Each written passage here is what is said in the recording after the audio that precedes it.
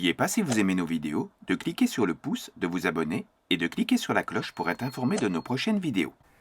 Aujourd'hui, le thème de notre homélie sera « Comment accomplir sa mission d'âme ?» C'est vrai que lorsqu'on y réfléchit, beaucoup de nos contemporains sont dans le brouillard. Beaucoup de nos contemporains souffrent dans le monde qui leur est offert. Nous voyons beaucoup de gens qui sont complètement désorientés, qui, à cause des injonctions de peur qui sont régulièrement distillées dans le monde, la peur des maladies, du Covid, les peurs des attentats, les peurs du chômage, les peurs du coût de la vie, vous voyez, constamment est instillé dans notre monde des peurs qui même sidèrent l'esprit de beaucoup d'entre nous, tellement c'est asséné de façon régulière, de façon rythmique, ces peurs qui sont distillées dans le monde. Et beaucoup de nos contemporains en viennent à être déprimés. Et beaucoup ont oublié qu'en réalité la vie, c'est complètement autre chose. On peut s'extraire de toute cette ambiance par un travail sur soi qui permet de se libérer, d'extirper de soi toutes les peurs qui nous sont régulièrement offertes. Et si ce n'est pas, je vais dire, la société actuelle qui nous offre des peurs, bien souvent c'est dans notre entourage que nous les trouvons, avec des relations ou de la famille qui est constamment là, qui eux-mêmes sont dans la peur et qui sont là pour nous apporter cette peur. Et donc, c'est à nous de nous protéger et de nous sortir de ce moule pour nous relier en réalité à la vraie vie. La vraie vie, c'est autre chose, je peux vous l'assurer. Parce que, en réalité, nous avons tous une mission sur la terre. Une mission d'âme. Et c'est à chacun de nous de trouver notre mission d'âme. Et je vais vous expliquer justement, à la fin de cette homélie, quels sont les moyens de trouver cette mission d'âme. Et donc, je vous le dis, chacun d'entre nous, nous avons une mission. Un rôle à jouer sur la terre, parmi nos contemporains, bien entendu. Nous avons une place. Mais nous avons aussi une mission plus subtile qui est en lien avec l'éternel en nous, avec le rôle que nous nous sommes assignés avant notre incarnation. Et pour cela, pour avoir une grille de compréhension, nous allons nous inspirer du psaume 177 de l'archange Raphaël, qui nous dit « Chaque homme vient sur la terre comme le porteur d'une mission qui lui est propre. Cette mission est quelque chose d'essentiel qu'il doit mettre en œuvre, réaliser ou clarifier. Cela peut être pour lui-même, sa famille, un pays, une tradition, l'humanité ou même le monde divin. L'important n'est pas la nature de la mission, mais bien de l'accomplir dans la perfection. Aucune étape ne doit être négligée, car l'homme qui s'approche du monde divin doit avoir mis de l'ordre dans sa vie et ses karmas individuels, ancestraux, familiaux, nationaux et mondiaux. Alors ça, pour mettre de l'ordre dans ces karmas, il y a des processus particuliers. Il existe des rituels dans la tradition essénienne parce que nous savons que nous sommes liés à notre karma individuel qui est lié à nos incarnations successives, mais nous appartenons à une famille biologique, physique, une famille d'âme également. Mais nous appartenons aussi à une nation, Et donc, un pays, ça peut être bien sûr le pays dans lequel nous sommes nés, mais pour ceux qui deviennent esséniens, ils sont aussi liés à la nation essénienne, ils ont une double nationalité. Alors une nationalité, je vous dis physique dans dans la société actuelle, mais une nationalité plus subtile, la nation essénienne. Et donc, à ce moment-là, ils sont dans un karma collectif de cette autre nation. Mais nous appartenons aussi à l'humanité. L'humanité, nous le savons, fait des choses magnifiques, mais fait aussi beaucoup d'erreurs. Et nous participons collectivement au karma de l'humanité, de tout ce que nous faisons aux minéraux, aux végétaux, aux animaux. Tout ce que l'humanité peut apporter comme souffrance autour d'elle, c'est collectivement que nous le partageons. Alors après, il y a individuellement ce que nous faisons également, pour au contraire soulager nos petits frères les animaux, ou dans le respect des végétaux ou des animaux ou des minéraux. Donc voilà, tout cela est intriqué, mais nous participons à tout cela. Et donc, pour pouvoir cheminer dans sa vie, trouver et réaliser sa mission sur Terre, il est nécessaire de pouvoir nettoyer ces différents karmas. Et donc, c'est nécessaire pour pouvoir cheminer et aller à la source de soi-même. Heureusement, il existe dans notre vie des jalons qui sont posés dans notre vie et qui vont nous servir d'indice pour cheminer. Et dans notre vie, nous aurons des opportunités, nous aurons des signes, nous aurons des symboles qui nous seront apportés, des rencontres, qui vont faire qu'à un moment, nous aurons un choix d'aller vers quelque chose qui va nous nourrir et nous apporter justement un sens supérieur à notre vie. Si nous sommes ici, dans ce temple, c'est que voilà, nous avons rencontré des signes qui nous disaient que voilà, la tradition essénienne était quelque chose qui pouvait nous apporter un sens nouveau dans notre vie. Mais c'est peut-être parfois par une lecture, ça peut être par différentes occasions. Des signes nous sont apportés et c'est à nous d'avoir l'intelligence, d'avoir le discernement, voilà le terme que je cherchais, pour pouvoir les reconnaître. L'archange nous dit des événements, des situations chargées d'images, de sens, de messages, se présenteront alors devant l'homme pour que la mémoire s'éveille et lui rappelle ce qu'il a à faire, le pourquoi de sa venue sur la terre. Ce souvenir est essentiel, car dès que l'homme prend un corps physique, il oublie d'où il vient, ce qu'il doit faire.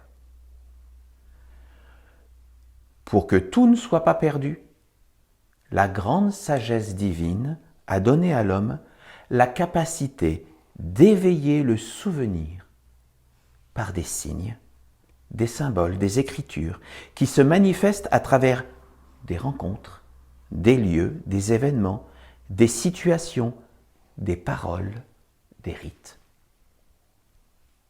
Ainsi, dans sa vie, l'homme sera régulièrement amené à rencontrer certaines situations, certains symboles qui sont fondamentaux pour éveiller sa vie dans un état de conscience et de réalisation supérieure. Voilà. Il faut que nous éveillons ce souvenir, parce que bien souvent, si à un moment, nous sommes amenés à rencontrer la nation essénienne, l'Église essénienne, c'est que nous nous y sommes préparés bien souvent dans des vies auparavant. Et donc, il faut éveiller ce souvenir de ce que nous sommes réellement, des êtres immortels, et qui avons un chemin à accomplir sur la terre. Donc, l'archange nous parle des rencontres, des lieux, des événements, des situations, des paroles, des rites. J'aurais envie de rajouter des vidéos aussi, pour ceux qui d'entre vous êtes là à nous écouter. C'est une nourriture que nous apportons et que nous échangeons avec vous. Savoir discerner des symboles et pouvoir les interpréter d'une façon juste est d'un grand bienfait.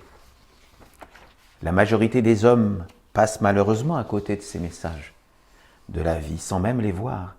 Ils vont même à l'opposé, vivant d'après des principes éducatifs qu'ils ont reçus et adoptés inconsciemment en raison de leur époque, leur nation, leurs ancêtres, leur famille.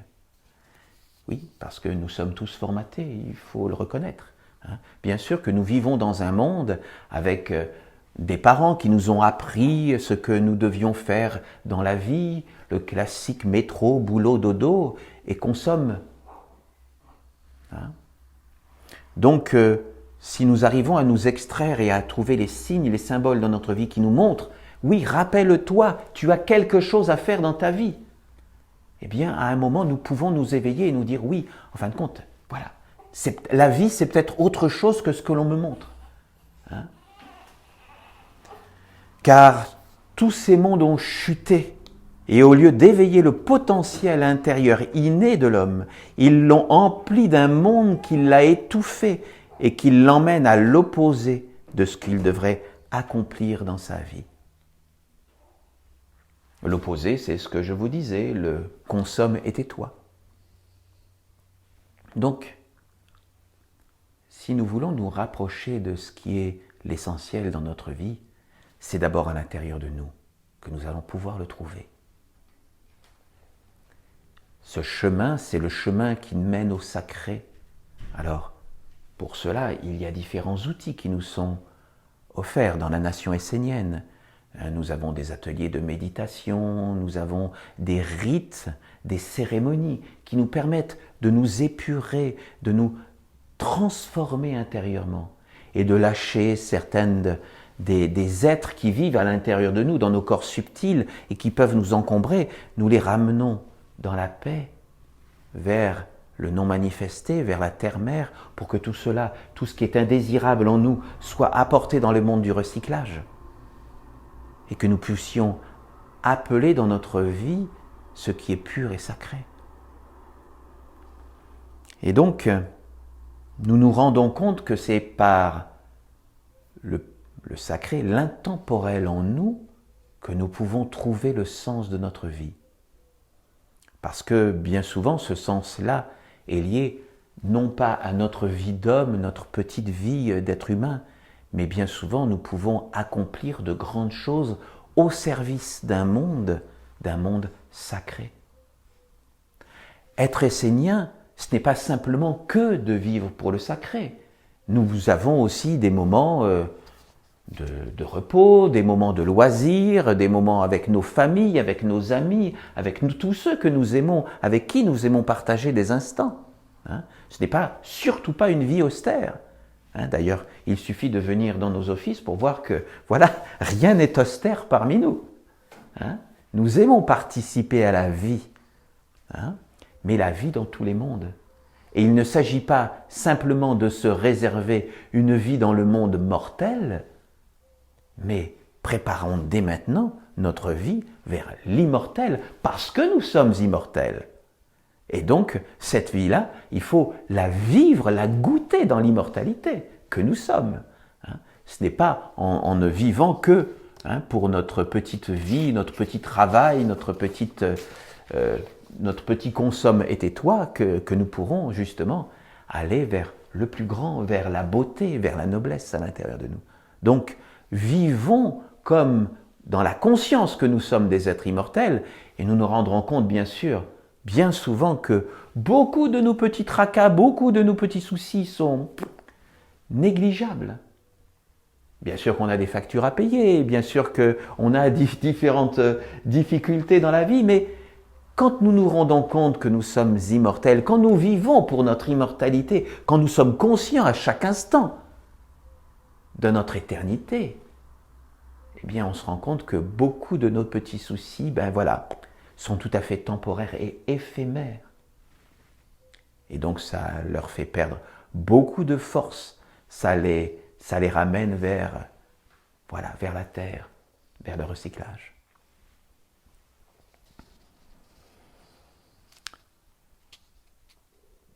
Et on se rend compte que beaucoup d'hommes qui ont du mal à trouver leur mission sur la terre. Ils ont l'impression bien souvent qu'ils sont pris comme dans un labyrinthe, comme dans quelque chose qui même parfois peut les broyer intérieurement, tellement ils sont dans la difficulté. Eh bien voilà, de participer, d'avoir cette vision que nous sommes immortels et de participer à quelque chose de plus grand que nous, eh bien voilà, ça nous permet de nous trouver à notre place, entre la terre, le monde visible, et le ciel au-dessus de nous. L'archange Raphaël ajoute : lorsque l'individu s'éveille dans ce qui est plus grand que la vie sur terre, mais qui doit pourtant s'accomplir à travers elle, il comprend qu'il doit réaliser une œuvre à partir de cette source intérieure de son âme. Mais il ne doit pas tomber dans le piège qui consiste à confondre ce qui découle d'une œuvre de la réalisation de l'œuvre en elle-même. L'essentiel est de réaliser l'œuvre sans se préoccuper de ce qui en découlera. Beaucoup d'êtres pensent qu'ils ont une mission à réaliser. Alors ils entrent dans l'action et essaient de nombreux chemins pour trouver ce qui résonne en eux. Ils vont y mettre de l'énergie, faire de nombreux tests, pensant qu'à un moment donné la vie s'éclaircira et donnera les moyens de réaliser l'œuvre. Mais ils oublient la plupart du temps que ce qui est important n'est pas ce qui se trouve autour de l'œuvre ou ce qui peut en découler, mais bien l'œuvre en elle-même. Cette œuvre, c'est à eux et à personne d'autre qu'il revient de la réaliser avec les moyens qu'ils ont. Elle doit être accomplie par l'éveil de la vie intérieure et par la mise en mouvement du corps dans l'harmonie, l'évidence et la sagesse. Et certains d'entre nous vont se poser la question, oui, mais si dans notre vie, nous n'avons pas forcément eu le temps ou l'énergie pour réaliser notre mission sur la terre, que va-t-il se passer ? Et l'archange Raphaël nous répond :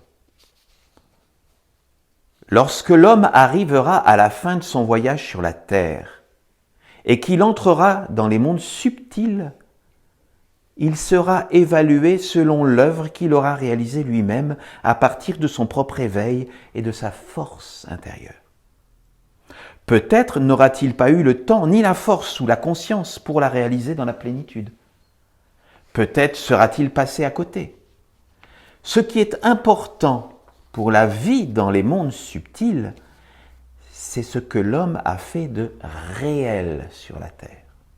Ce n'est pas ce qu'il a fait en tant qu'homme, mais en association avec les principes universels, éternels, immortels, divins. Donc, déjà, si l'homme a pris conscience qu'il n'est pas qu'un homme mortel, qu'il n'a pas que à vivre sur la terre, mais qu'il s'est déjà préparé à vivre dans cette immortalité, qu'il a cette conscience-là, il appelle déjà à lui des forces, des amis, j'ai envie de dire, des êtres dans les mondes invisibles, qui sont des esprits, qui sont des génies, qui sont des égrégores, par sa propre reliance, par sa propre conscience, qu'il veut se mettre en marche pour accomplir la mission sur la terre en lien avec cette éternité, avec lui. Donc il appelle ses forces dans les mondes subtils, donc il va pouvoir être aidé. Et donc, ce qui est crucial, c'est ce que l'homme a pu faire de concret sur la terre. Donc voilà, qu'est-ce qu'il a pu poser dans la réalité de la terre, en lien avec ce qui est le précieux, le sacré et l'immortel à l'intérieur de lui. Mais alors on peut se demander, mais alors, qu'est-ce que l'homme ?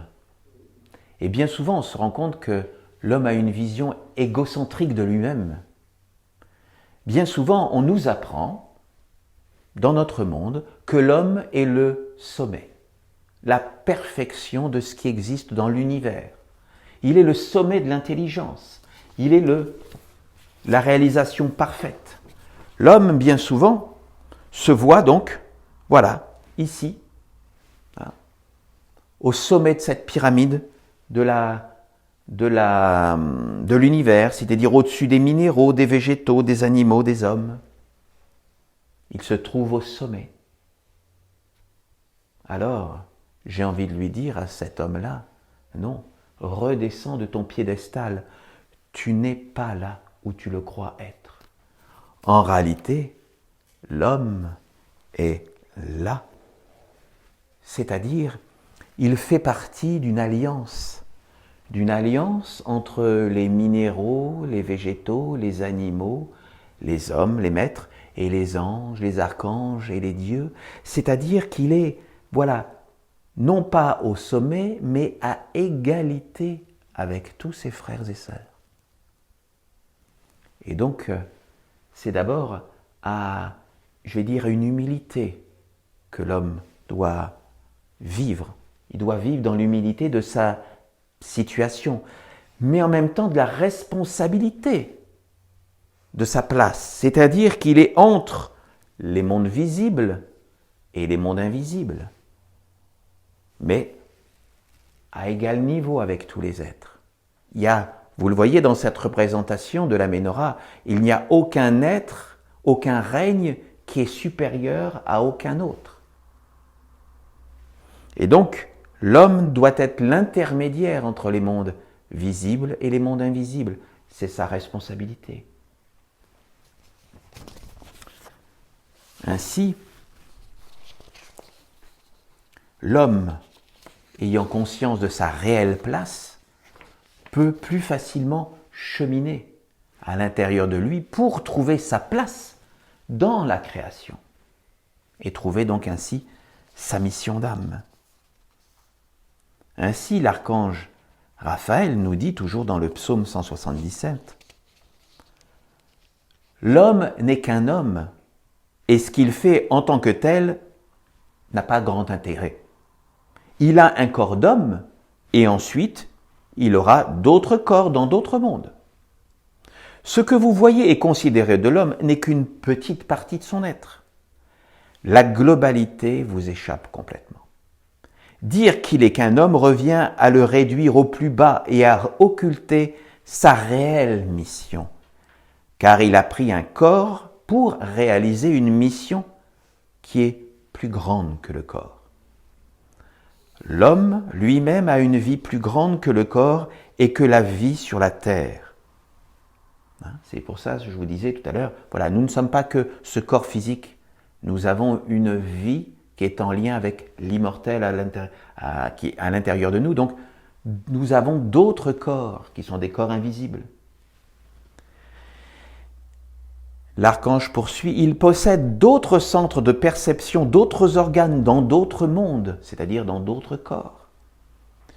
Lorsqu'il est venu sur la terre, il n'avait qu'une chose à faire, et la sagesse aurait été qu'il l'accomplisse sans alourdir sa vie, sans la compliquer, sans la surcharger de préoccupations qui l'ont détourné de l'essentiel. Ces préoccupations, bien souvent, c'est celles que le monde de l'homme nous a appris à nous occuper. Surtout, ne vous compliquez pas la vie. Ne vous surchargez pas de fardeaux inutiles. N'éveillez pas l'envie de réaliser des tas de choses que vous ne pourrez jamais réaliser, mais trouvez l'œuvre qui est la vôtre et conduisez-la un pas après l'autre vers la perfection de la réalisation. Cela peut être une petite ou une grande œuvre, mais c'est la vôtre. Et elle ne sera pas simple, même si elle peut le paraître pour les autres.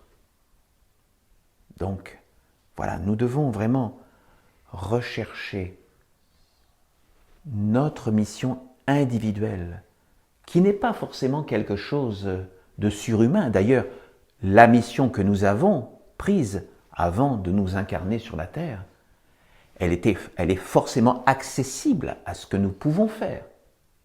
Mais nous devons la trouver et l'accomplir. Et donc, je vous ai dit tout à l'heure que j'allais vous donner des pistes pour essayer de comprendre le sens de votre vie sur la terre. Parce que, voyez, dans le monde de l'homme, bien souvent, l'homme est traversé par des difficultés, par des complexes, par des souffrances. Et donc, bien souvent, il va se tourner vers des psychologues de toute école. Et la psychologie humaine va leur apprendre à essayer de se concentrer sur les petits détails, sur le pourquoi, qu'est-ce qui s'est passé dans leur éducation, qu'est-ce qui s'est passé comme traumatisme, quelles ont été les étapes de la vie qu'il a traversées. Et voilà, donc on essaie d'aller vers les petites choses de la vie de l'homme. Mais pour trouver la mission sur la terre, c'est justement l'inverse qu'il faut faire. Il ne s'agit pas de passer et de se concentrer sur notre vie mortelle, il s'agit au contraire d'aller dans l'impersonnalité, c'est-à-dire de nous détacher de ce que nous connaissons de notre vie sur la terre, de notre vie individuelle, de notre ego. Il faut se détacher de notre ego pour aller au contraire vers l'intemporel à l'intérieur de nous, vers ce qui vit et existe de toute éternité, vers l'universel. Et c'est là, en lien avec le sacré, que nous pourrons trouver la source de la mission que nous avons à accomplir sur la terre. Ce n'est pas en nous concentrant, comme je vous le dis, sur toutes ces petites choses de notre vie d'homme, non, il faut s'extraire de notre vie d'homme et voir qu'est-ce qui nous dépasse, quel est le sens de ma vie, mais pas simplement dans mon corps d'homme, mais au-delà, dans le sacré, dans le plus pur de mon âme. Où est le sens de ma vie? C'est dans ce travail d'impersonnalité, de détachement de soi, que nous pouvons trouver le sens de notre vie. Et comme nous dit l'archange, pas forcément dans des grandes choses, mais déjà dans des petites choses que nous pouvons poser en lien avec l'immortalité, à l'intérieur de nous. Mais ça peut être en lien avec notre famille d'âme ou notre famille physique. Ça peut être en lien avec les êtres qui vivent autour de nous, que nous devons protéger. Hein, ça peut être en lien avec les animaux, les végétaux. Il y a énormément de choses que nous pouvons faire dans le petit, mais en lien avec le grand, avec l'éternité à l'intérieur de nous. Et donc, je vous invite à méditer quelques instants pour voir justement qu'est-ce qui se détache à l'intérieur de vous en lien avec votre éternité, avec l'être que vous êtes.